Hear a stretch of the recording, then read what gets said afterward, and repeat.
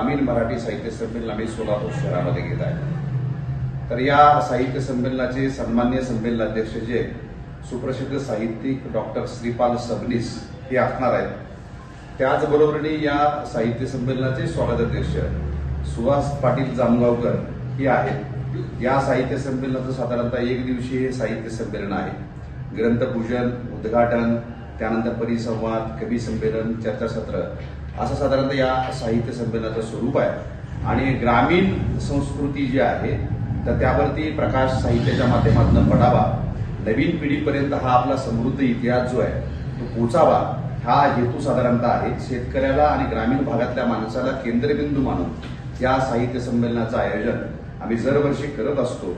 तर मला वाटतं ही सगळी समृद्ध संस्कृती जी आहे, आपल्या भाषेची असेल, संस्कृती जी असेल, याचं सगळं जडणघडण जी आहे ती सगळे शेतकऱ्यांच्या लेकरांनी केलेली आहे आणि त्यांच्यापर्यंत हा भाषेचा आणि सांस्कृतिक इतिहास पुन्हा एकदा पुनर्जीवित करून नवीन पिढीला आपल्याला प्रेरणा देता येईल ही सद्भावना घेऊन या साहित्य संमेलनाचं आयोजन आम्ही दरवर्षी करत असतो।